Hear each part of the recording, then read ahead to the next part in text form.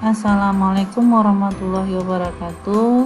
Jumpa lagi dengan Ibu dalam sesi pembelajaran PPB sesi kelima.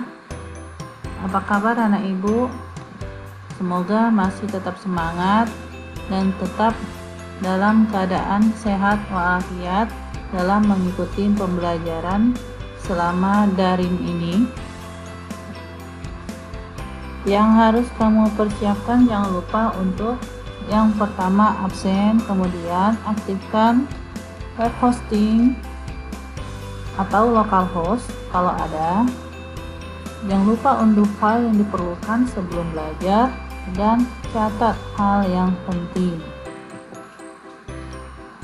Untuk diperhatikan, silahkan simak baik-baik penjelasan yang telah Ibu berikan.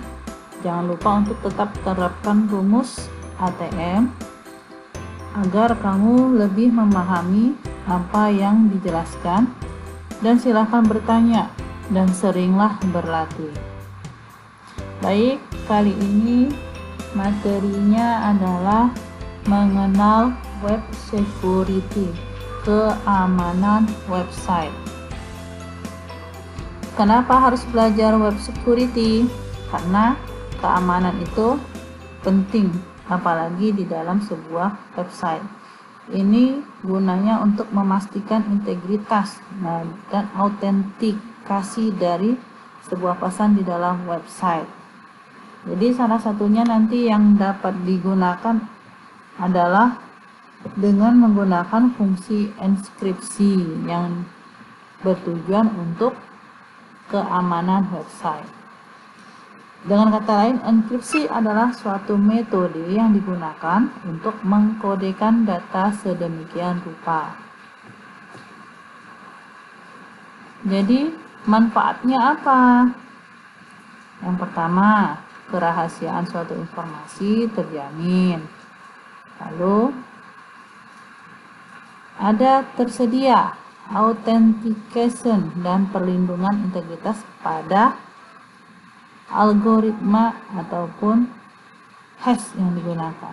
Lalu untuk menanggulangi penyadapan telepon dan email, contohnya itu digital signature. Lalu berikutnya untuk penggunaan digital cache.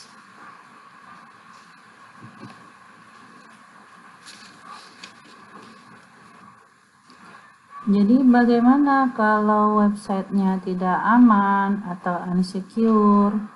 Berarti akan ada beberapa hal yang terjadi, contohnya SQL injection. Nah, ini digunakan oleh cracker, itu yang nggak bagus, untuk memasukkan input melalui aplikasi web. Biasanya itu pada bagian input form dimasukkan beberapa data SQL, lalu nanti program mengeksekusi perintah SQL-nya setelah melakukan pengecekan di dalam database. Biasanya sih ini untuk hacker pemula akan melewati perintahnya pada saat bagian programnya itu ada celahnya. Jadi dengan cara menggunakan perintah SQL dan memotong perintah SQL sendiri langsung ke server. Yang kedua, defacement. Biasanya ini tujuannya mengganti tampilan homepage. Jadi halamannya itu diganti oleh hackernya ini tanpa sepengetahuan pembuat web. Yang ketiga ada cross-site scripting atau XSS. Nah, kalau yang ini menginjeksi client side scripting halaman webnya. Itu adalah beberapa bentuk web dikatakan tidak aman. kalau ada SQL injection, defacement, dan cross-site scripting. Lanjut.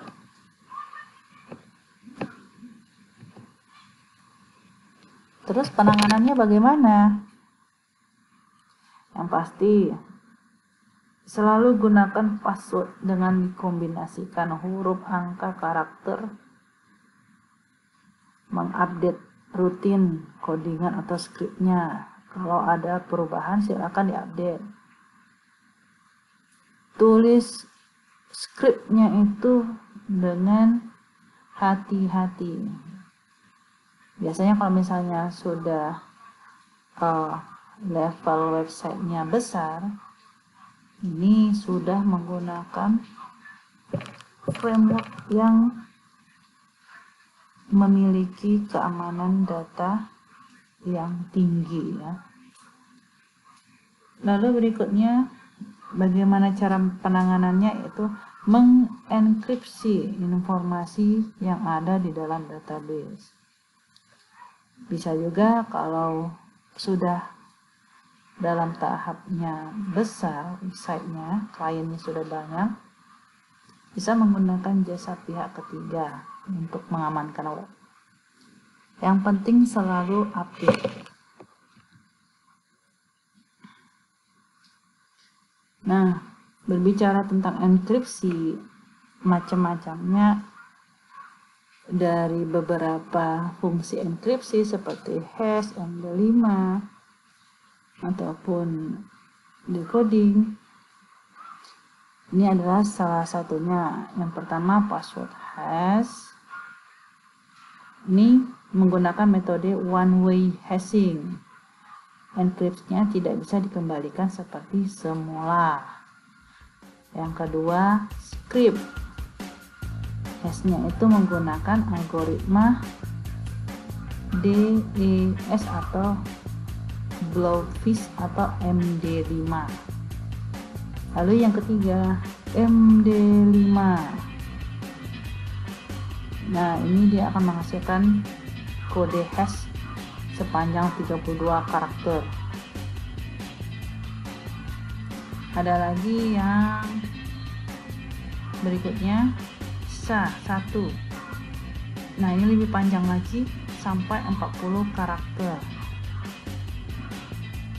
Lalu yang terakhir ada fungsi base64 encode.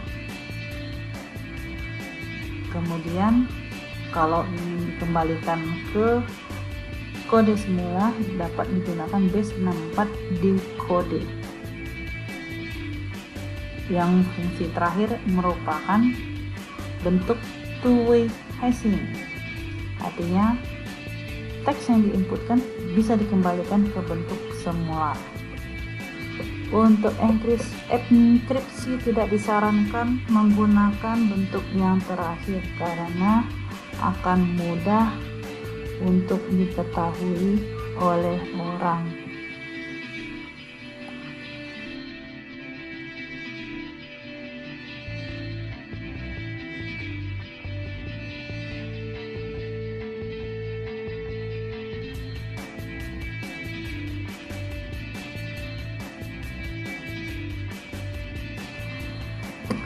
Mari kita masuk ke contohnya. Kita buat file baru dari website yang ada saja. Jadi kita contoh yang pertama, password hash. Gimana kalau misalnya ini nilainya diberikan lalu dijalankan, apakah hasilnya?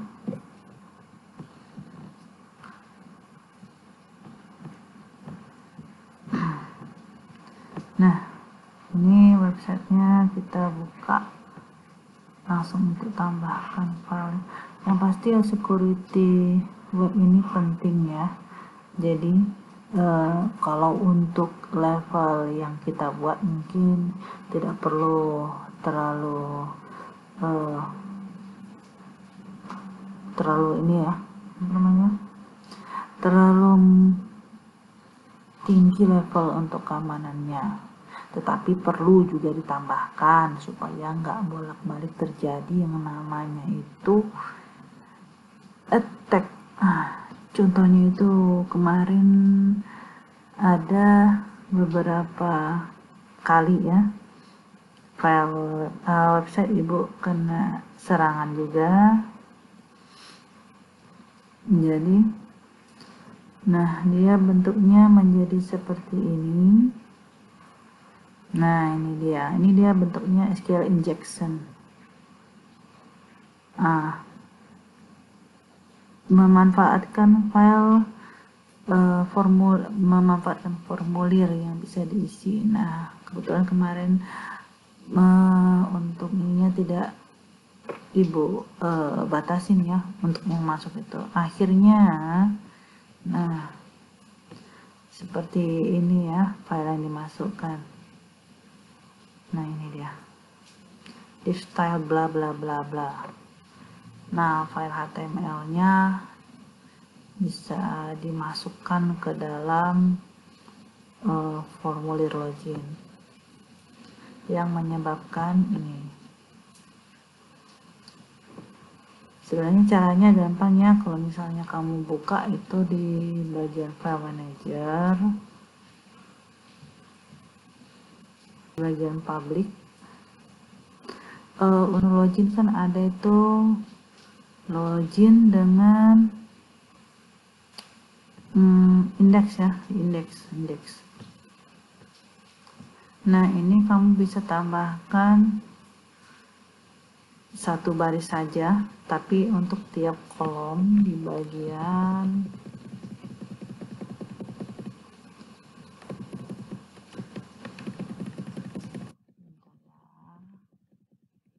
nah ini dia HTML special charts untuk di setiap kolom. Berarti ini kamu kopikan, pastekan untuk name, address, dan salary supaya tidak terjadi hal-hal yang seperti ibu sebutkan tadi.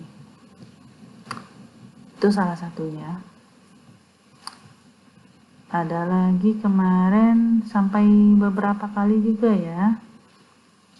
Nah ini dia sampai nggak bisa dibuka, sampai tidak bisa dibuka filenya. Nah ini kalau HTTP error 500 berarti webnya kita ada masalah. Ibu cari ya, daripada buang-buang waktu, ada backup ya sudah, hapus saja semuanya. Nah ini dia ada lagi masuk. Nah ada lagi masuk, ada 2 kali masuk.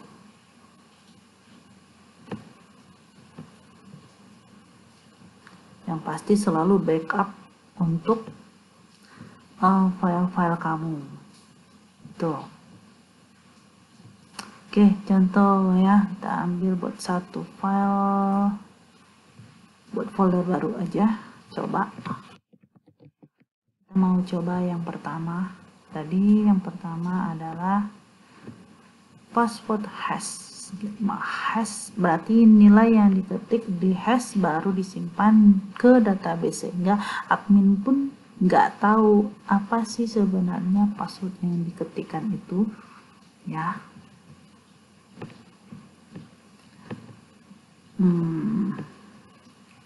Buat file baru ini password create.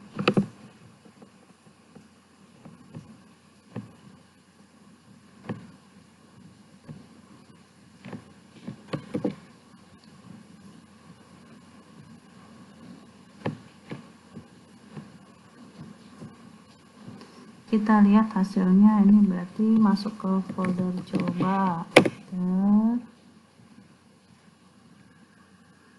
Nah ini coba ada password. Nah inilah dia hasilnya yang di hash. Jadi sama seperti yang file login yang kamu punya itu, pada saat kamu input nilainya itu di hash, kalau kamu cari itu di bagian login itu register, ada itu beberapa kode hashnya. itu disimpan ke dalam database. Jadi sebenarnya kamu nggak akan tahu apa sih password yang sebenarnya. Oke, bentuk yang kedua. Nah, ini nanti kamu bisa coba sendiri. Ini filenya akan ibu kasih. Yang kedua, script. Nah, ini tipenya sama, hampir sama, bedanya ini aja. EcoScript sintaknya. Yang ini adalah password yang kita pakai, yang ini istilahnya ini adalah salt ya.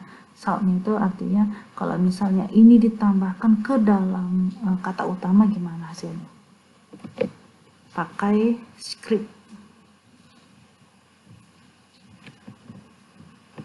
Kita buka yang tadi edit.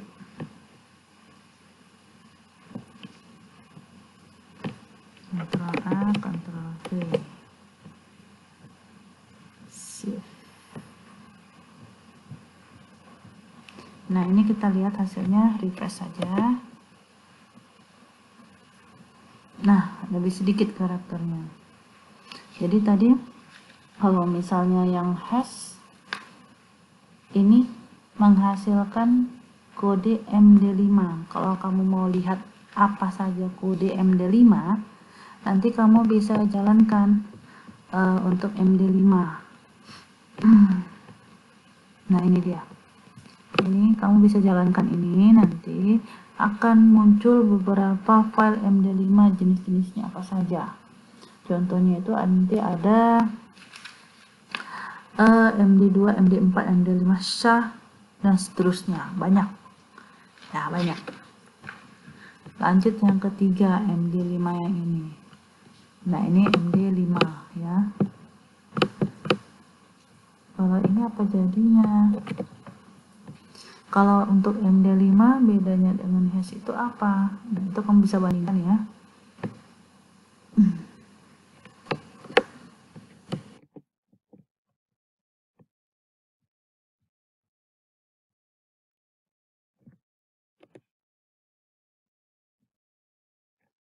Nah, untuk MD5 seperti ini hasilnya. Lebih panjang ya, lebih dari 12 atau 20 ya. Ya. Sepanjang 32 karakter, 32 karakter. Nanti kalau MD5 dengan yang berikutnya yang hash ya, yang hash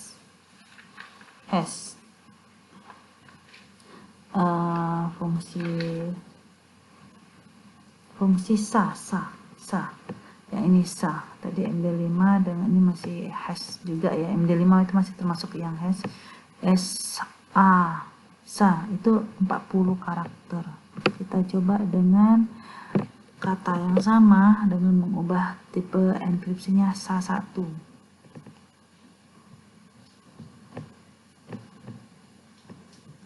Nanti lebih panjang lagi hasilnya.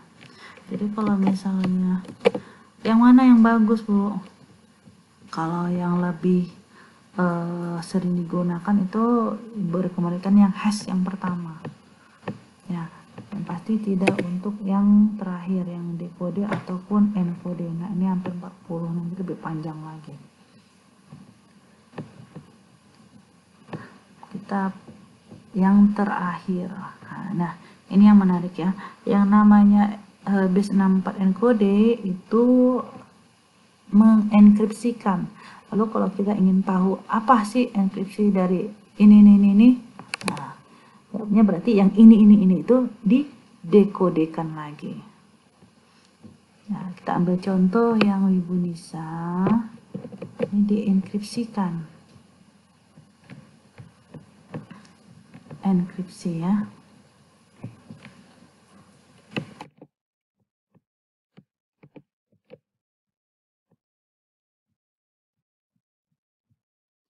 Hasilnya di sini.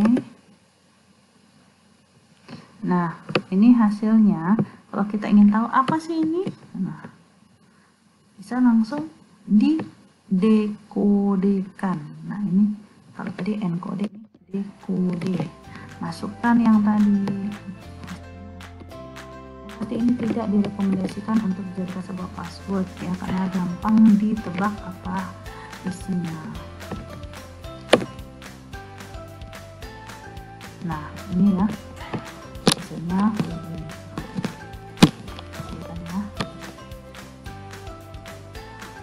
Baik, itu saja dan sampai jumpa lagi.